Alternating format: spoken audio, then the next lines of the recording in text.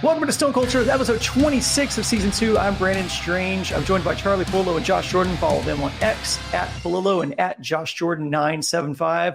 If you're ready to see some offense in Houston, click like on the video and subscribe to the channel if you haven't already. We can't guarantee that it will help, but we promise that it cannot hurt. Just one more note, if you're a Texans fan, the three of us just launched our second season of Texans on Tap, the podcast. If it's over on our other channel, Sports Map Texans, and available in audio form in all your favorite podcast apps, as is this one.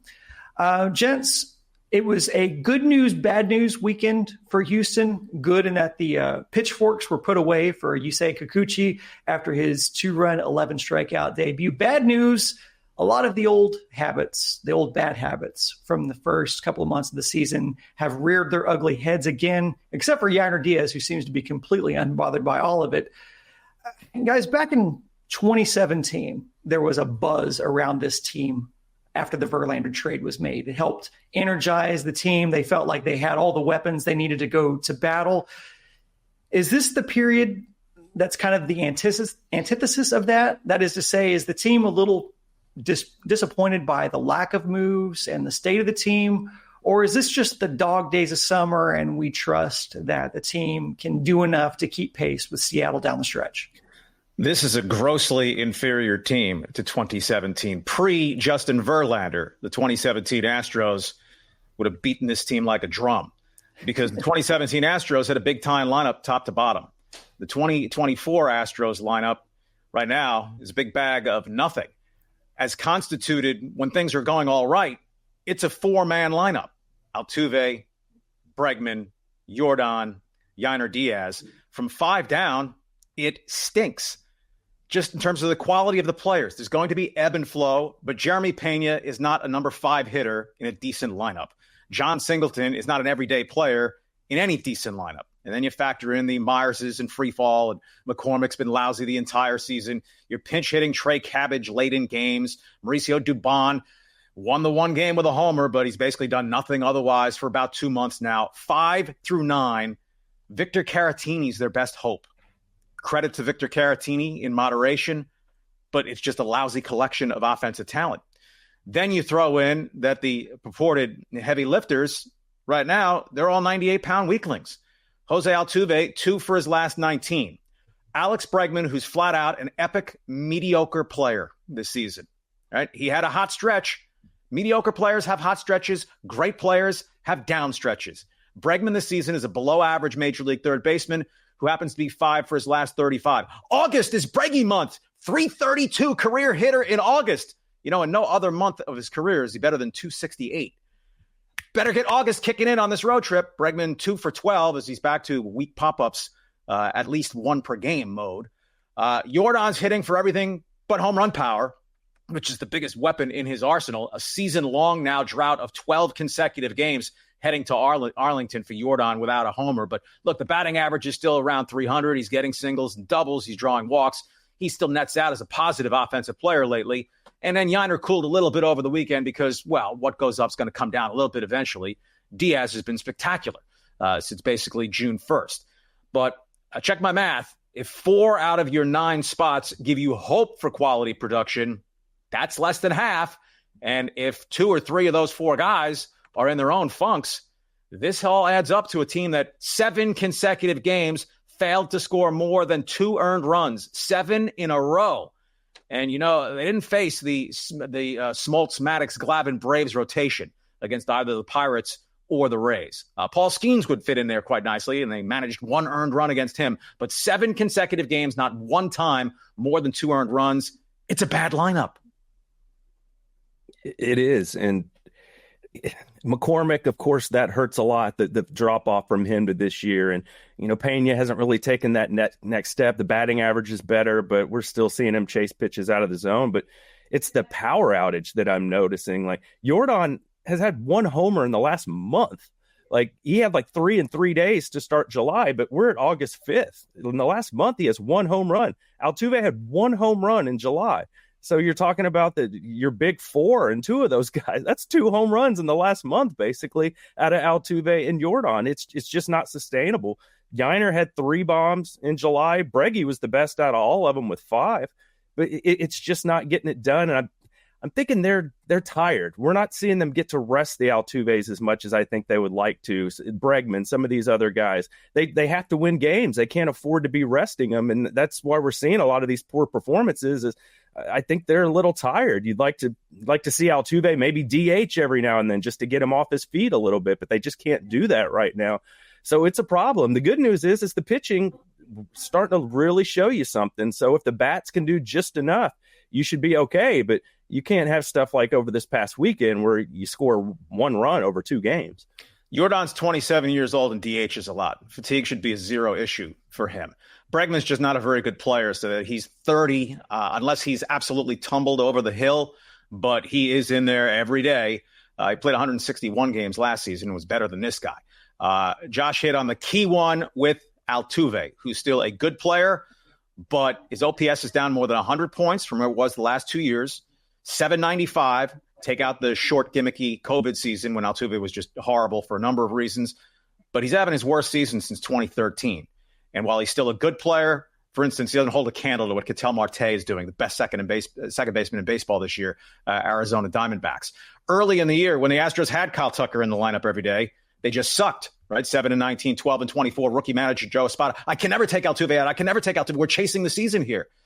And now without Kyle Tucker, that big trickle down, and Altuve, remember, who had a lousy month of June, he's now off to a very sluggish start in August. I mentioned 2 for his last 19, 69 at-bats without a home run. His last 17 games, 3 doubles, and that's it, an OPS in the 660s. The Astros heading to Arlington, 111 games played. Altuve started 106 of them at second base, DH once, pinch hit once. Said very early in the season at 34 years old, Altuve should be sitting, at least from second base, once per week, spotting Dubon or someone else. And it's tough when you're scuffling and you're trying to stay in the race. And then when Altuve gets hot, you never want to take him out. But penny wise, pound foolish sometimes. If Altuve is going to fade down the stretch of the season, the Astros lineup is cooked. They have no chance to have a big-time offensive resurgence if Jose Altuve is going to be meh. Yeah, and Altuve and to a different extent, Jeremy Pena are both kind of streak hitters. Obviously, the ceiling is much higher on Jose Altuve. I'm going to stay away from the home run conversation just because I got skewered in the comments last time when I said that Vlad Jr. could help them add thump to the lineup, and I was told in the comments that was not a concern. Look, over the last 2 months, the Astros are 27th in the major leagues in home runs. So if you don't think the lack of power is an issue, wake the freak up. Yeah. Also, some good news, bad news from a health standpoint from over the weekend. Good news is that JV seems to be on a definitive track back. He's got another bullpen session, and then he stated he'd need 2 rehab starts, and then should be back with the team. All things go well, so we'll cross our fingers there. Bad news is that Luis Garcia missed a bullpen session with a sore elbow. He's currently not throwing. That doesn't sound good. Neither is Lance McCullers. Joe Espada with the least shocking update of all over the weekend, saying that McCullers likely won't return this season. And lastly was that Kyle Tucker is not expected to be back this month. We'll talk about that more in depth a little later. Another update was Rafael Montero DFA'd. We'll get more into that later as well. I'll allow you, the viewer or listener, to decide which column that update belongs in, whether it's the good or the bad. We did get to see our first look at Pedro Leon this weekend. We also heard from Dana Brown that Shea Whitcomb and Zach DeZenzo will be called up to help with infield depth, specifically for first to give John Singleton some help there. Guys, what's your concern level here that Houston is relying so heavily on young guys down the stretch? Well, look, it's not that they're really relying very much on young guys. The youngest regular in the lineup is Yainer Diaz, who's only been their best hitter now for about 6 weeks. Jeremy Pena is a big disappointment. It's increasingly clear this is who he is, a mediocre starting shortstop. He turns 27 years old next month. He's made basically no overall improvement, batting average slightly. He rarely ever walks again. He's not on pace to draw 30 walks this season. In the Sunday loss, he had 3 utterly pathetic at-bats where he looked like a broken man. He could not have been worse swinging the bat had he been blindfolded. One pitch after another, sliders in the dirt, 3 feet off the plate. Very, very disappointing. He does not write his own name into the 5 spot in the lineup. It's not his fault that he's overmatched in quality to be a number 5 hitter. And I'm not really blaming Joe Espada because what are the alternatives? It's just that after the 4 spot, the Astros do not have a credible major league lineup at this point. So if you try Whitcomb or DeCenzo, Zach DeCenzo, a better prospect for me than Joey Loperfido. Joey J, by the way, 9 strikeouts and 18 at-bats to get things going with Toronto. They didn't trade the next Mickey Mantle. Singleton's OPS is in the mid-60s. You know, the batting average, he's shattering all his prior career standards, hitting about 230. Yeah, but the power's gone. He's slugging percentages in the 360s. It's bad. It's better than Abreu. Talk about damning with faint praise. So call up DeCenzo, give him a shot. Shea Whitcomb, huge minor league numbers, but he's the student who was held back a year. In AAA in 2023, he was awful. Yeah, he hit home runs, but his OPS was low. He has cut his strikeouts down this season, 33% of the time a year ago to 23% of the time this year. But the power stats in the PCL, as they were with Loperfido, as they are with everyone in the PCL, they're inflated because of the ballpark environments, as we've talked about here. But you know what? Calling one of them up to at least take platoon at bats, and frankly, some at bats against right-handed pitching just to try something different over John Singleton, how's that going to damage the Astros lineup? It's true. I will point this out. Chandler Rome put out the stats in his column this week of how many starts these guys have actually had at first base in the minors. And DeCenzo has had 19, Whitcomb 1. And we're looking at Loperfido wanting them to put him at first base. He had 59 minor league starts at first base, and they still were reluctant to ever put him at first base. I know he ended up more athletic than either of these guys. Yeah. So I'm just like, why all of a sudden would they feel comfortable starting one of these guys at first base when they weren't comfortable letting Loperfido do it with way more experience? It just doesn't. I know Dana Brown said he's talking about calling him up and how they need to give Singleton a rest at first base, but the logic just doesn't really line up to me. All of a sudden, they're going to feel comfortable starting a guy without any experience at first. I just don't see it. The other one I wanted to point out is in the outfield. As good as Jake Myers has been defensively, he's fallen off with the bat. He's down to 232 for his batting average now. So there's just, I can't blame him for wanting to see Pedro Leon and see what he can do out in the outfield. And Chas McCormick is just, it's been so bad this year. You feel bad for Chaz. He was a big part. I mean, we were talking about how he had to be in the starting lineup coming into this season, and how last year we were all complaining he wasn't getting enough at bats. He's just fallen off the map for us, guys. So they're in a tough spot. I think they're turning to these young guys because they don't really have any better options. The password is desperation. And the loss of Kyle Tucker for now into the 3rd month, it is significant. Of course, they had their best offensive stretch after Kyle Tucker went down. Sometimes stuff just happens, good or bad. But that can't explain away at all, right? The Astros have talent deficiencies. The Phillies have played a huge chunk of the season without Trey Turner. Bryce Harper has missed time. Mookie Betts has been out for the Dodgers 2 fewer weeks than Kyle Tucker this season. You should not have your lineup go down the dumper because of the loss of one guy, no matter how good he is.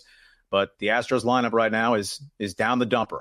But for all the reality of the recent doom and gloom, remember, unless they've changed the rules since we logged on today, it is required that someone wins the American League West.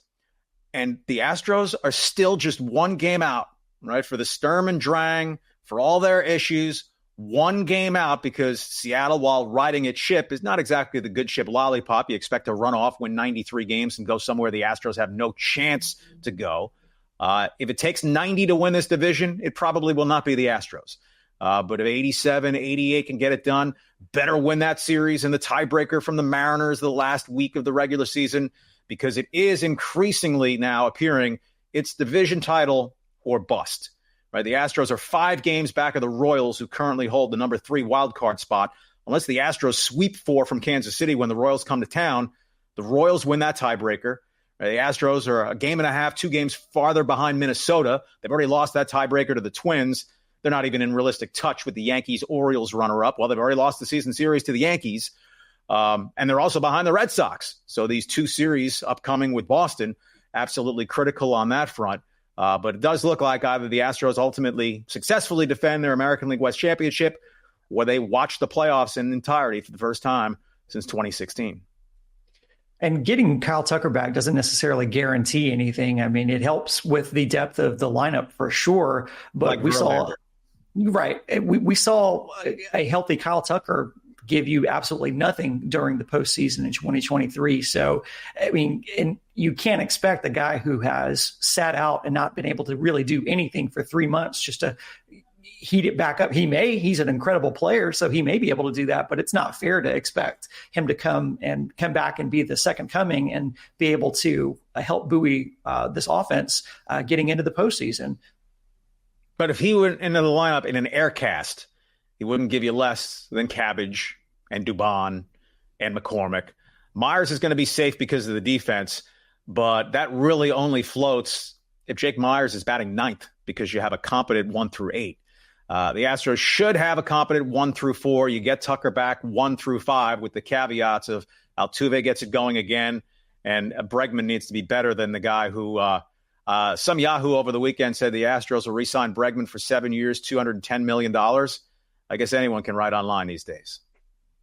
Yeah, I mean, can we try the aircast scenario? I'd be willing to put in for one of those little knee scooters and then just have him swing and then him just wheel himself around the base. I mean, you know, if he hits a double, I assume he could still wheel out a single out of that. So not real sure. We'll see how it goes. That's going to be it for part 1 of Stone Cold Stros. We'll have another video drop tomorrow, so keep an eye out for that as well. And as always, go Stros.